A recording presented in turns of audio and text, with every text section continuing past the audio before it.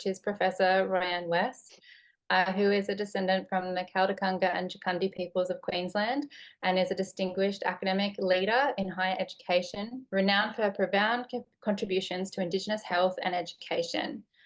With a robust background in nursing and healthcare, she has championed transformative educational practices, fostering culturally safe learning environments. And she's a principal fellow of the Higher Education Academy. Her expertise in pedagogy and commitment to excellence in teaching and learning are widely recognised. Her visionary leadership and her research has significantly advanced Indigenous health outcomes and educational equity. Today, Professor West will present a groundbreaking approach to address health inequities in Australia, which Brendan has alluded to earlier today, by integrating Indigenous realities and knowledges throughout healthcare education. The integrated Indigenous and person-centred theory and curriculum framework aim to foster culturally safe practitioners, and this initiative challenges colonial norms, promotes reconciliation, and enhances Indigenous student, staff, and patient outcomes, whilst necessitating significant structural and pedagogical shifts in healthcare education. I am so excited about this. Please join me in welcoming Professor West.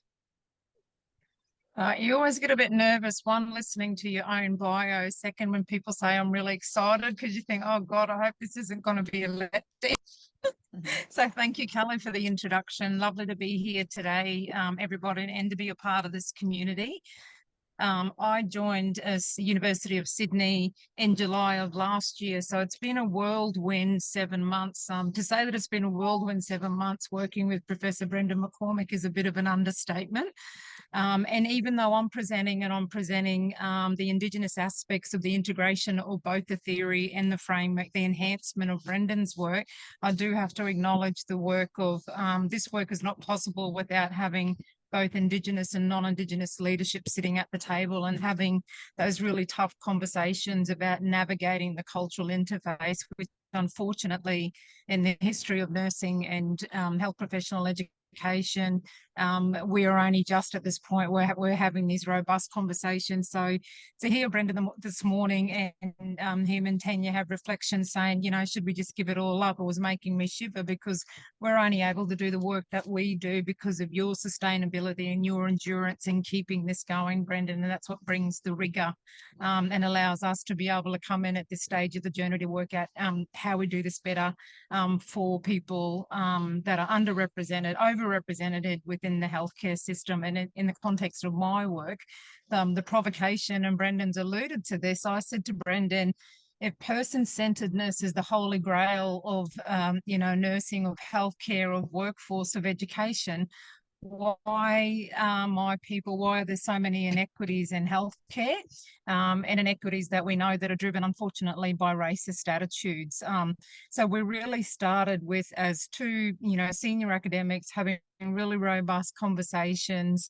Brendan was very aware of the work around Indigenous knowledges and cultural safety. So the last 7 months has really been a real intellectual journey, which is someone who's been an academic for 15 years. I've been in very heavily administrative roles, and to be an intellect was few and far between. So I've thoroughly enjoyed the last 7 months working with Brendan, and what I'm going to present to you today is our thinking, and we're absolutely the very first to say that this isn't the end point. So I'm great to hear this morning that people are reiterating that this is a journey. We are in no way kidding ourselves that this is the final point. We would actually say it's the very beginning, and we probably, as we progress through this journey, had more questions than we did answers as we were moving through this. So also this morning has really been about humility as well, and how we do this better, and a whole lot of critiquing of our own work as an academic, again, which is few and far between. So it's lovely to be a part of a community where there is a safe space to be able to do this and question each other's work, with the best intentions being better health outcomes for everyone in the world. Thanks, Kelly. So I know I've got 30 minutes to present. I'm going to do 15 minutes where I'm going to give you a little bit of an overview, but I am going to make sure that I keep the last 15 minutes just to be able to respond to any queries. And there's certainly overlap between Helen. I really enjoyed your presentation. I was thinking, how does that fit into the work that we're doing? Certainly values and beliefs is an is a critical element of person-centeredness as well. I'm bringing in, Dr. Irahapati Ramsden's work around cultural safety, very much informed by, we went back to her PhD. And then, what are the differences between the Māori experience of colonisation and the Aboriginal Australian experience of colonisation as well. So thanks, Cully. Next slide, please. Thank you to Marie for warmly acknowledging country this morning at the commencement of the proceedings and offering safe passage for this work.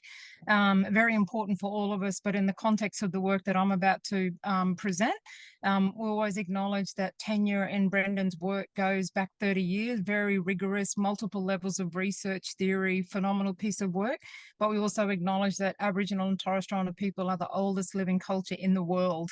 So we have knowledges that go back millennia. So there was some real conversations about, even though Indigenous knowledge systems aren't premised, on Western ways of producing knowledge, there is a whole knowledge system that has existed for a very long amount of time. And what are the elements of that we needed to bring through within the person-centeredness or the enhancement of the work of Brendan and Tanya.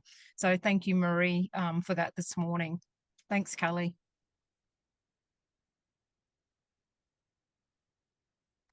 It's hard having someone else control your PowerPoint, Kelly. I feel like my hands are tied. It's like when they tell you to stand in a lecture theatre and you've got to stand somewhere because the camera's on. I feel like a caged animal, but I'll try and work with this. So the context in which our work is obviously in the context of the health inequities that exist in Australia, in particular and the inequities between mainstream Australia and Aboriginal and Torres Strait Islander peoples. Aboriginal and Torres Strait Islander peoples are overrepresented in every corner of Australia's healthcare system and across every social indicator, unfortunately. And just recently, in the last couple of weeks, the Productivity Commission released a report evidencing, unfortunately, just how poorly we are doing nationally. So the work that we're leading out of University of Sydney, I think, is a real tangible solution or strategy to be able to, support governments to be able to address these issues. It was integrating Indigenous realities. So we don't talk about Indigenous perspectives because for me, that almost seems a little bit offensive, as if we've got a position on something rather than this is the reality of our experience as Aboriginal people in this country.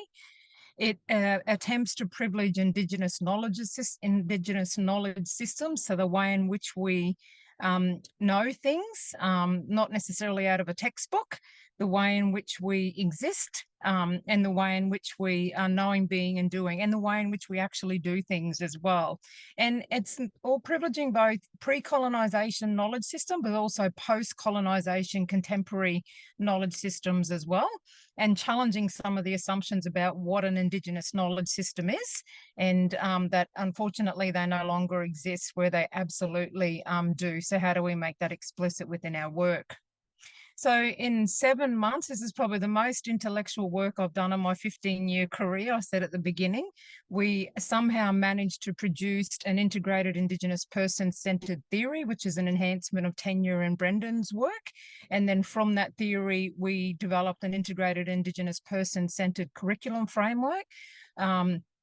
Both pieces of work were very exciting pieces of work. I've never worked with an organisational model that looks at the 7S framework. I think that for me, that was a real learning, and I can absolutely, it was one of the things that I was grappling with, is how do you consider all of the system factors that are around nurses or healthcare professionals that are impacting on them being able to provide person-centered care, and also having an understanding of all of these factors that impact on them being able to provide the sort of care that they want to provide.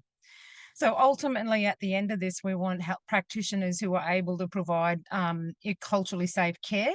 And in Australia, we're fortunate in that in 2022, we've got a national law where cultural safety and elimination of racism is now legislated in the health practitioner national law.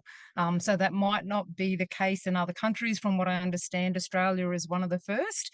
And what's significant about that, it means that we're actually recognised within health health practitioner national law before we're recognised in the constitution of this country. So that's the level of seriousness, is that cultural safety and elimination of racism for health practitioners is now regulated for the 16 regulated professions with the Australian Health Practitioner Regulatory Authority. Thanks, Kelly. So the context, and this is what the position, so Brendan and I are coming from different positions. Brendan was, you know, much further ahead of me with his work. He'd also already been started to do a lot of thinking around, I remember him talking to, you know, telling a story of hearing Indigenous, you know, people give addresses and thinking that, but that resonates with my work. So he was already making connections between two pieces of work that historically have sat quite separate. And our job was to work out is where they overlap and where Brendan's work in particular needed to be enhanced in order to privilege Indigenous knowledge systems, but also where we could see evidence of colonialism and where we needed to make sure that there were mechanisms both within the theory and the framework to push back against colonial norms. And you can only imagine some of the conversations. So it wasn't only Brendan and I that were working on this. We then had a learning and teaching team that were really the ones that were doing most of the work. Brendan and I were guiding intellectually. So we're not exempt from some of the points of tensions as leaders that we know that we're going to be invoking in students, but invoking deliberately. So we would be naive to think that we're going to embark on this journey and that there's not going to be some type of discomfort within this process, because we're actually deliberately going in to tell a truth or to tell a story or produce something that's different. And difference in itself brings uncomfortability. Then you start talking about racism and colonialism, it brings other levels of uncomfortability as well. So we were not exempt from that, and we are still within that process where I sort of get a bit perplexed about some things, and Brendan does exactly the same, but we've got a strong enough relationship and a respectful relationship of each other's work that we're able to keep pushing through that, which is why we say we're definitely not at the end. So the ultimate aim of this work is, from my perspective as the Professor of Nursing, is to enhance Indigenous students' outcomes. And Ramsden's work, unfortunately, because she had passed before she had completed her PhD and therefore had an opportunity to really test the findings of her PhD, people don't realise that her work originally was about increasing Māori nursing students to be able to work with Māori people to address inequities in Māori health. And what we've jumped to is improving the cultural safety of non-Indigenous students and staff at the detriment of increasing Māori, at the detriment of increasing Aboriginal student completion rates, because what we're attempting to teach non-Indigenous students and academics is what Indigenous students and academics actually come with, a skill set that they come with. So we've got a bit of a conundrum there, and we need mechanisms in place so that we don't get the slippage, because Indigenous students and staff make up such a small percentage, and within Australia, Aboriginal and Torres Strait Islander health professionals only make up for 1% of the regulated health profession, only 1%. We also know, as far as nursing goes, that our nursing completion rates have only improved by 1.5% in a 10-year decade. And that's collectively among 39 schools of nursing. But there has been a whole lot of work around doing Indigenous curriculum, cultural safety training, again, because we're responding to the 99% of non-Indigenous staff and 99% of non-Indigenous students.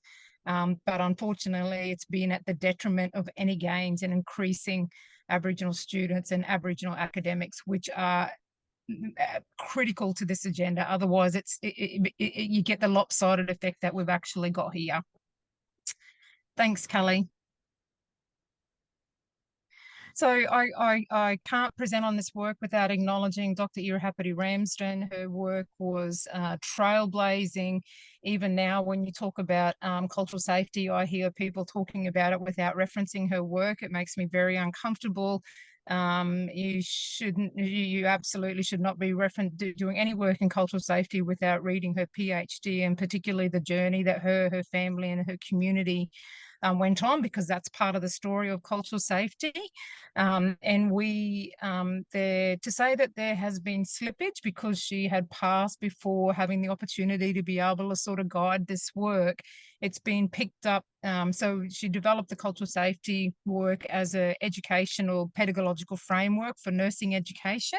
Since then, it's been picked up not only across health, but social services, engineering, you name it, cultural safety. Brendan, you talk about sort of the language of person-centeredness and how it's being used. It's very similar around cultural safety. Just recently, I was asked to review a cultural safety training program, and I went back and said, I don't know where you want me to start, because this isn't cultural safety, this is cultural awareness. You're asking me to do something that's, so it gives you an idea that people are using it without fully understanding the history, the historical origins, and the colonial impact on how this concept actually come to be. And in particular, Ramsden sought permission from a Māori student at a hui when they were talking about how to support Māori nursing students, and they were talking about clinical safety, and the Māori student pipes up and says, so what about cultural safety? What about the safety of us as students? And Ramsden asked her, can I use that term? So that, there's a beautiful story about where the concept actually comes from on many levels. Thanks, Cully.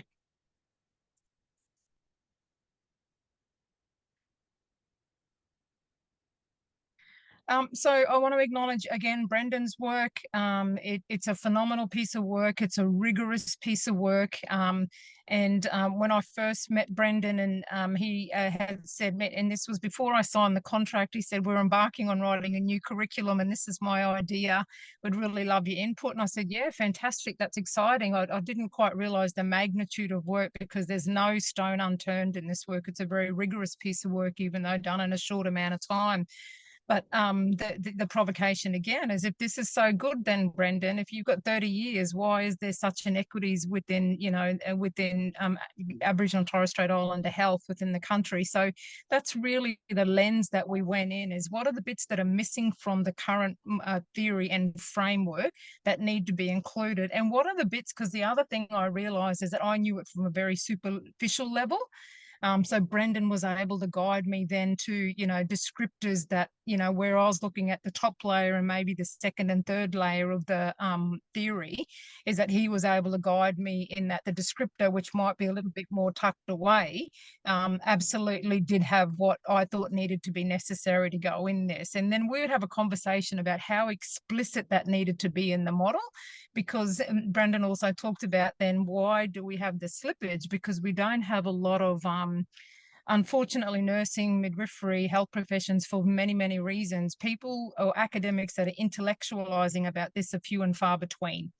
And you're going to see people who actually think this is wanky. This isn't the real nursing. They don't want anything to do with this. They're just doing patient-centered care, person-centered care, and that's it. So we needed to take that into mind, as well as which is the non-negotiable, needs to be much more explicit. Thanks, Cully.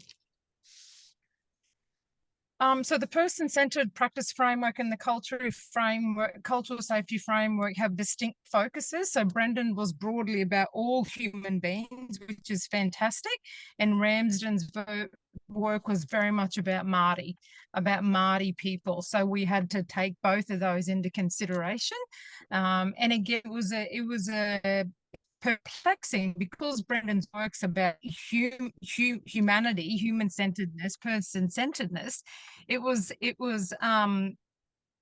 difficult to work out why the inequities existed. What is it in this part of this framework, in this theory? Again, more questions than we had sort of answers to this. Now, Kelly, I think I've just lost the PowerPoint, but I've got a copy if you want me to jump to that. That would be great, Roianne. Sorry, it was Webb that was doing the slides for you. I think his laptop might have just died, though. He was just messaging me. We were trying to sort out files. Apologies, Roianne. Yeah, all good. So the key pieces of work that informed this, like I keep reiterating, was definitely Brendan and Tanya's work was the base. We then use, without overcomplicating it, Ramsden's thesis was a key informing document. And then in Australia, we're fortunate in that 2015 I say fortunate, it's a bit slow to the table, but we got there. The Department of Health developed an Aboriginal and Torres Strait Islander health curriculum framework for health education, so all the health faculties across the country, to ensure that we had greater consistency and learning outcomes and assessments and types of, content and a framework to guide, so that we could, start to have a bit more of a hold on how we were preparing health professional students to be able to provide care for Aboriginal and Torres Strait Islander people, and not inadvertently actually increase the gap, which is in some places we were actually doing. And so that was in 2015. And then in 2018, the peak body for Aboriginal and Torres Strait Islander nurses and midwives, CATSANAM, under the leadership of Professor Janine Mohammed, led out on a nursing and midwifery, which was a nuanced version of the broader curriculum framework for all health professionals, specifically for nursing and midwifery, which is just simply called the Nursing and Midwifery Aboriginal and Torres Strait Islander curriculum framework. So when Brendan and we went through a whole method where we looked at the elements of his work as well as Ramsden, the fundamental tenets of Ramsden's work.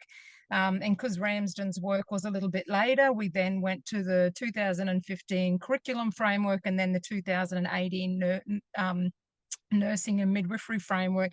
And then even 2018, because in Australia, the conversation around cultural safety and Aboriginal health education has been phenomenal in the last 5 to 7 years. So then we had to just pull on, experience in the area to be able to be cross-checking against key policy documents and Aboriginal and Torres Strait Islander health and Aboriginal and Torres Strait Islander workforce in particular. And another key document that I led out on, Getting Them and Keeping Them, which was about increasing Indigenous nurses and midwives. It was a very heavily referenced document. So we kept it to about 5 key documents that we refer to as the genealogy of the work that we're presenting to you today, with the theory and the framework. So we're confident in that methodology that we've followed. Even though we say that what we're presenting isn't the end point, it's still a very rigorous process through which that we went through to get the product that we're presenting to you today. There's beautiful models, and that would have been great to show you because I talked through the different elements of the model. So the integrated Indigenous person theory, and then the framework, the major changes to the theory was to the framework was the introduction of 2 more principles, decolonising and indigenising. So the decolonisation principle focuses on critically examining and dismantling colonial legacies. And we even acknowledge the learning and teaching team, who are the workhorses. And from the learning and teaching team, we had a subcommittee of Aboriginal and Torres Strait Islander academics. So Brendan has very eloquently pulled together, I think we've got, we almost call it a cohort, Brendan. We've got 4 Indigenous academics at all levels within the school, whose role was to maintain the cultural integrity of the process and then the final outcome as well. So there's a lot of conversation in Australia, and I'm not sure if this is consistent across the country, around are we decolonising the curriculum or are we indigenising the curriculum? We took the position we're doing both, because you have to decolonise it in order to actually come back and indigenise it. You've got to make the spaces for the indigenisation, and you can only do that by decolonising the spaces, which are significant pieces of work. The next bit, once you went from the theory and then we went across to the framework, where the rubber really hits the road is then turning that into, how does this impact on the curriculum?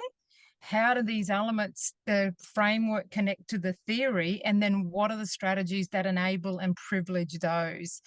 So just when we got through the theory, we thought that was a really intellectually heavy piece of work. The framework was then another heavy piece of work, and then turning it into learning outcomes to be able to then bring the staff on board, challenge the existing learning outcomes, and identify opportunities in the current curriculum, is where we're at the moment. And this is, this again, it brings up another set of challenges. So I'm mindful I've got 5 minutes. I know that's a lot of information, and I'm happy for the presentation. Brendan and I have compiled this. I'm happy for this to be available, but I did want to just leave a couple of minutes just for any questions or comments, Kelly, if that's okay. Thanks, Roianne. Does anyone have any questions or comments?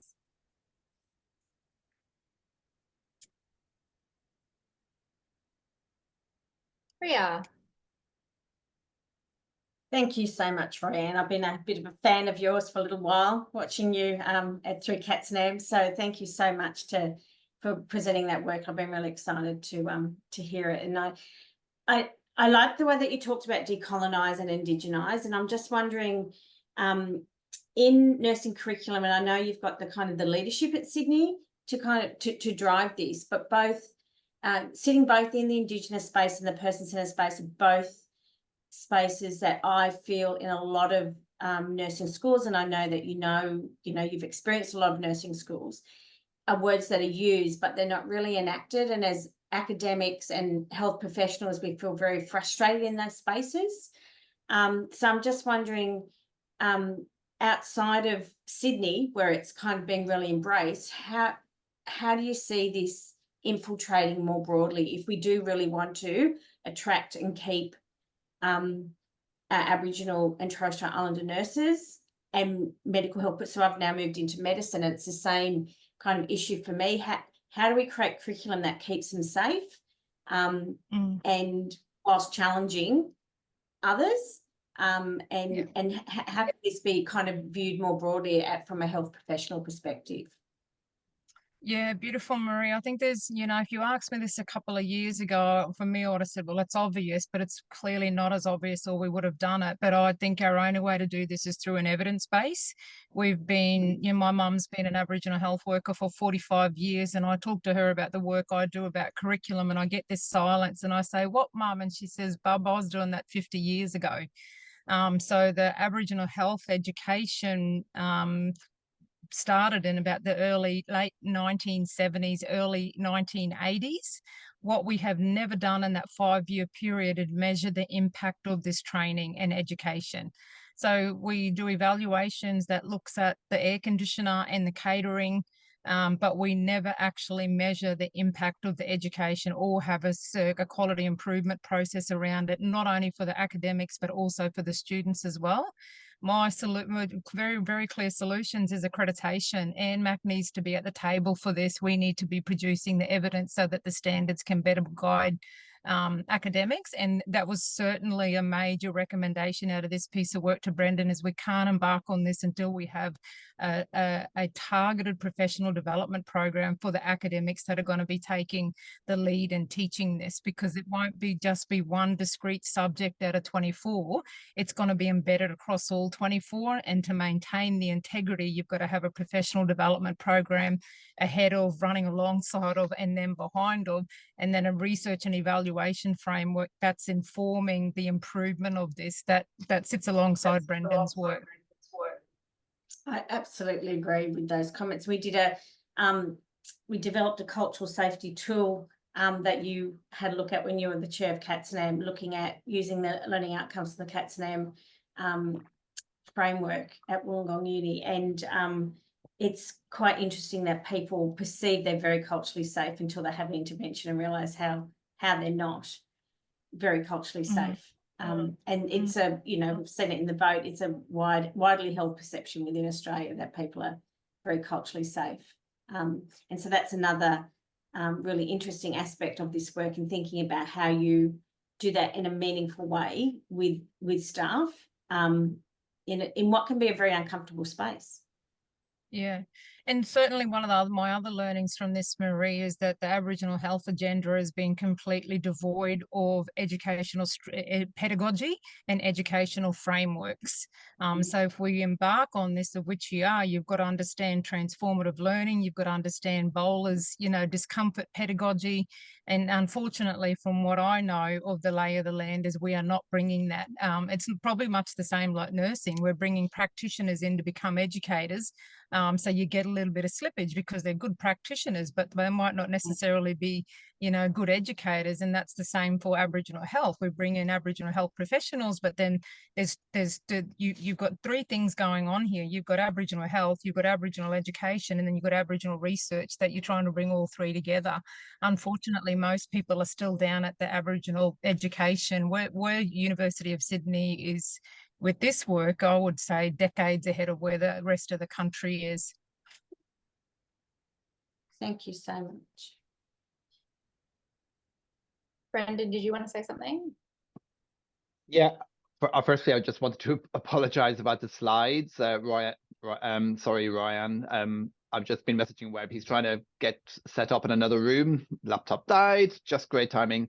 I'm not sure if he's back online yet. But I also wanted to just acknowledge what Roianne said. Is this we recognize we have an 18-month lead in before this actually becomes real in our curriculum with the validation process, and we are planning a lot of staff development, for want of a better term, in this space, and that's the next phase of work that Roianne and I will be leading on to develop a program that will really get inside and underneath the surface of this and really work with it. And we're just so lucky to have Roianne here to kind of take that local but also national leadership on this, and very excited about the potential of that. And I should just wanted to finally say, because Roianne and I presented to the executive deans for the whole faculty last week, and the whole faculty, which is all 7 schools, have agreed to adopt this as the basis for an Indigenous curriculum across the whole faculty. So, which is very exciting. Brendan's excited. I'm nervous.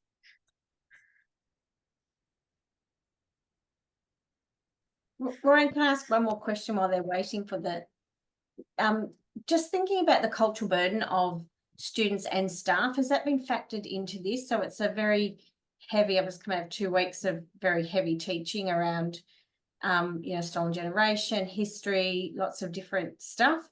How's that been factored into it as well? Yeah, definitely. So we're not at that point yet, Marie, but definitely we're already having those conversations around cultural load, colonial load on a daily basis between the Indigenous academics, and pushing back around that shared responsibility. And just because it has the word attached to it doesn't necessarily mean it has to be an Indigenous lead. And then even the conversations within our small team is what needs a level A, what absolutely needs an E, sitting at the table to make sure that we're staying strategic and not operational. And that's what I particularly love about the 7S framework. I love that because it talks about systematic change, and it talks about not just the curriculum, but how do the principles within the curriculum inform the culture of the, which is our sphere of influence, the School of Nursing. Which, you know, once we elevate this up to the faculty, that's obviously, you know, a big issue again. But definitely, Marie, it's front of mind. And probably as a senior nursing academic who's had 2 near nervous breakdowns, thought I was going to, you know, close the gap on my own, to be at this point, second half of my career, and actually guiding and mentoring junior Aboriginal academics on probably more what not to do, rather than, and you would know this, Marie, you get to the second half of your career and you're much more clearer about what's your responsibility. So having that Indigenous leadership, and also the non-Indigenous leadership who has some understanding of this and the relationships between us, is critical to that. Oh, this is what we wanted to show, our mic drop moment. This is Brendan and I's mic drop moment, demonstrating how the theory and the framework come together.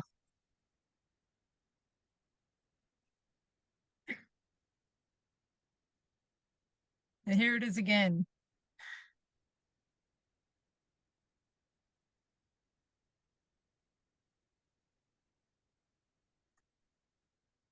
It's a very exciting piece of work to be a part of. It really is, to sort of have, you know, 15 years of lessons of what worked, what hasn't, not wanting to be a part of just having a 1-hour lecture or a discrete subject that sits bolted on to the other, not part of the conceptual framework for the whole Bachelor of Nursing or, you know, having a curriculum that then the culture of the school contradicts what we're trying to achieve within the curriculum. So to have a whole framework that is attempting, or at least committed to doing that, is very exciting and a privilege to be a part of.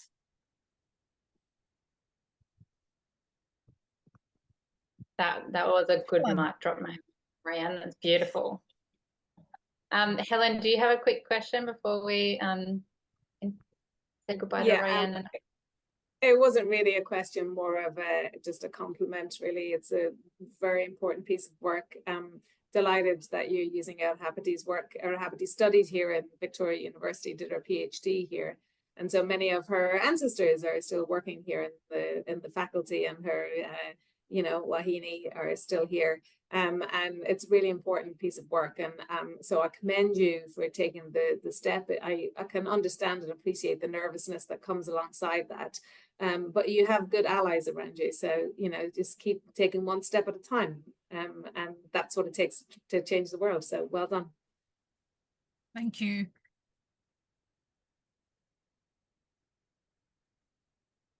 Thank you so much, Professor West. That was amazing. Apologies again with the slides. Happens to the best of us, Kelly. That's fine. Like I said, I'm happy if Brendan is for the slideshow to be showed, to be distributed, Brendan. Yeah, it's fine, no problem. All right. Thank you, everybody. I have to hop off, so I'll hop back in about an hour. Thank you. Bye-bye. Thank you again for your time. So